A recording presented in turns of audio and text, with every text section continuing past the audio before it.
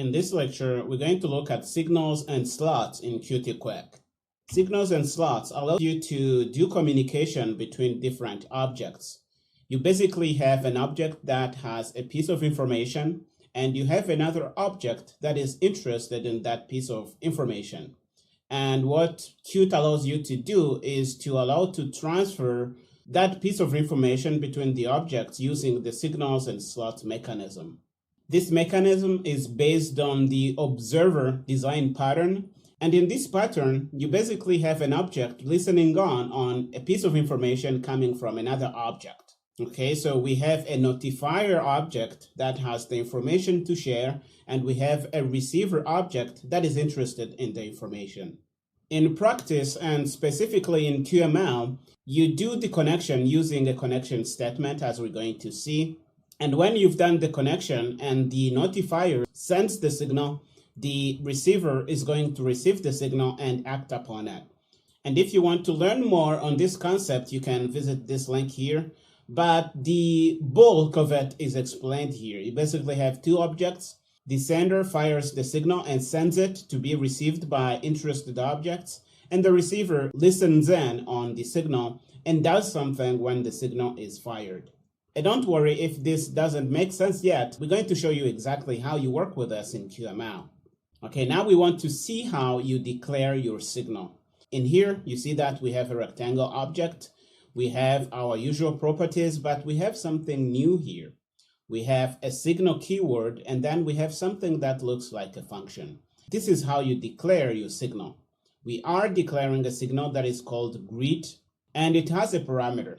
Notice that we have only one parameter, but we can have as many parameters as we want. When you declare a signal like this, a handler for that signal is automatically generated for you. It happens in the same way that we have handlers when the properties that we have here change. For example, when the color changes, we can be notified in the onColorChange signal. We have been using this quite a lot. It is the same thing for the signal, but the handler naming is a little bit different. The handler for this one is going to be onGreet, and it's not going to be onGreetChange. You just need to know this. The rest is really similar, as we are going to see. Now you know how to declare your signal. The next thing you need to know is how to fire the signal that you have declared. And the way you do it, you just call it like a function. In the previous slide, notice that we defined our signal to be greet. It takes a parameter that is a string.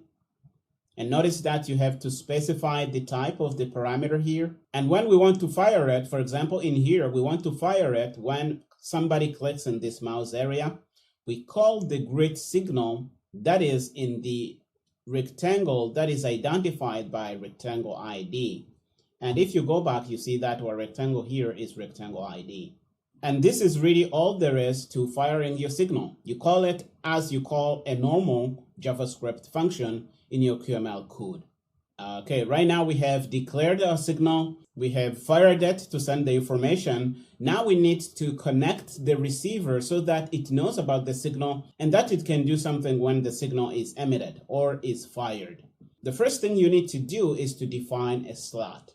And a slot is a normal JavaScript function, but it has a property of being capable of being linked to a signal.